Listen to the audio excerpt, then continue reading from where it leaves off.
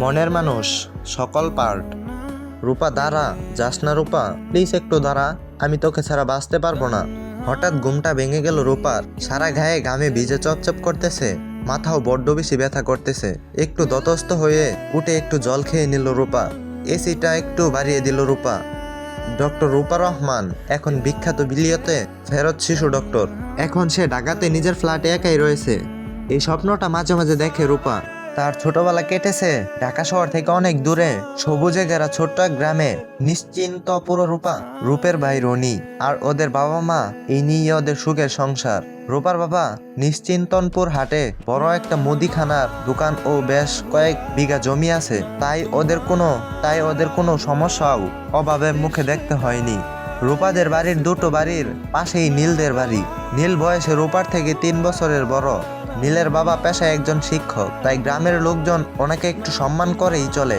নীল তার বাবা মায়ের একমাত্র ছেলে, তাই খুব আদরের। ছোটবেলায় রূপা, নীল আর রনি ওদেরকে সবসময় একসাথেই দেখা যেত। সবাই ওদের একসাথে 3 মূর্তি বলে ডাকতো।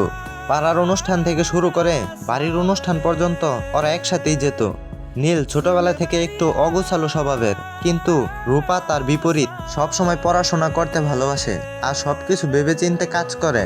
ওদের 3 জনের বন্ধুত্ব খুবই ভালো চলছিল, কিন্তু হঠাৎ ওরা আলাদা হয়ে গেল। রূপা নিট পরীক্ষা দিতে ডাক্তারিতে সুযোগ পেয়ে যায়। এই খবরে সবাই খুশি হলেও নীল কেন জানি খুশি হতে পারে না, কারণ তার রূপাকে যে খুব ভালোবাসে। এই কথাটা সে এখনো রূপাকে বলে উঠতে পারেনি। কালকে সকালে রূপা ঢাকায় পড়তে চলে যাবে 5 বছরের জন্য। সে আর তার রূপাকে দেখতে পাবে না, এটা ভেবেই যেন নীলের ভেতরটা দুমড়ে মুচড়ে যাচ্ছে। তাই সে ঠিক করলো আজকে রূপাকে তার মনের কথাটা বলে দিবে। কিছুক্ষণ পর রূপা তার সাথে দেখা করতে এলো। রূপা এসেই দেখলো নীলের চোখে মুখে ফুলে যেন একটু আগেই কান্না করেছিল। তাই রূপা নীলাকে জিজ্ঞাসা করলো, নীল, তোর কি হয়েছে রে?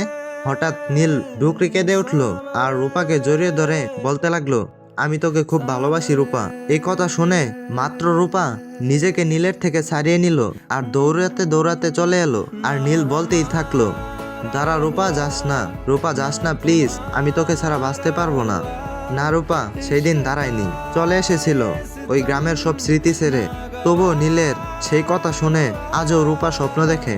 এইসব ভাবতে ভাবতে সকাল হয়ে যায়। কালকেই নীলের বিয়ে, তাই বাড়ির সবার আর নীলের মা রিহানা বেগম অনুরোধে আজ 6 বছর পর রূপা বাড়ি ফিরবে। বিছানা ছেড়ে উঠে রূপা যাওয়ার জন্য রেডি হয়ে নিল। বাকি জিনিসপত্র কাল রাতেই সে গুছিয়ে রেখেছে। সময় মতো বেরিয়ে এসে পড়তেই স্টেশনে ট্রেনও পেয়ে গেল।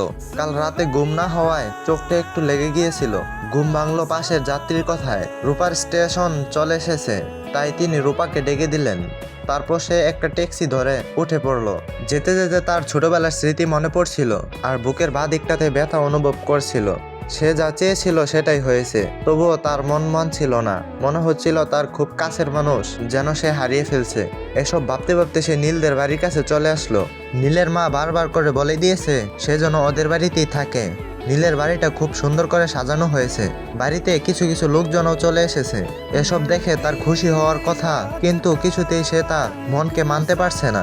ভেতরে ঢুকতেই নীলার মা একগাল হেসে তার দিকে এগিয়ে আসলো আর রূপাকে তার ঘরে নিয়ে গেল। রূপা ফ্রেশ হয়ে তার ঘরেই বসেছিল। হঠাৎ তার মা এসে একটা শাড়ি আর কিছু গয়না দিয়ে তাকে নিচে আসতে বলল। রূপা ওইগুলো পরে নিচে গিয়ে দেখলো পুরো অন্ধকার। সে তার মাকে ডাক দিতেই হঠাৎ আলো জ্বলে উঠলো আর সবাই সারপ্রাইজ বলে উঠলো। নীলের বাবা বলল, বৌমা এবার বসো, আমরা তোমার আর নীলের বিয়ের কাজটা সেরেই নেই। রূপা কিছুই বুঝতে পারছিল না। সেই মুহূর্তে নীল তাকে একটা রিং দিয়ে প্রপোজ করলো আর বলল, কি ভাবলি তুই যে লুকিয়ে লুকিয়ে খাতার পেজে আমার নামে লিখে রাখতিস, আমাকে না বলা কথাগুলো লিখে রাখতিস, আমি কি কিছুই বুঝিনি? তুই চলে যাওয়ার পর ভেবে দেখলাম তুই ঠিক ছিলি, তাই ধীরে ধীরে নিজেকে তোর যোগ্য করে তুললাম। এখন আমি ইঞ্জিনিয়ার, এখন কি আমাকে দয়া করে গ্রহণ করা যাবে? রূপার যেন নিজের চোখেই বিশ্বাস হচ্ছিল না। অবাক হয়ে নীলের দিকে চেয়েছিল। তারপর বলল, নীলের যে বিয়ে, তখন সবাই মিলে বলে উঠল, সে তোকে এখানে নিয়ে আসার জন্য একটা ফাঁদ ছিল। তবে হ্যাঁ, নীলের সত্যি বিয়ে সামনের সপ্তাহে তোর সাথে। রূপা নীলকে জড়িয়ে ধরলো আর ভাবলো সত্যি অনেক ভাগ্যবান সে, নীলের মতো এমন একটা মানুষ পেয়েছে। অন্যদিকে নীল ভাবতে লাগলো সে সত্যিই ভাগ্যবান, তাই তার ছোট্টবেলার ভালোবাসাকে ফিরে পেয়েছে। তো ভালো থাকুক তাদের এই পবিত্র বন্ধন, দোয়া করি যাতে সুখে থাকে। গল্পটা এখানেই সমাপ্ত করা হলো। তো পরবর্তী গল্পের জন্য অপেক্ষায় থাকেন।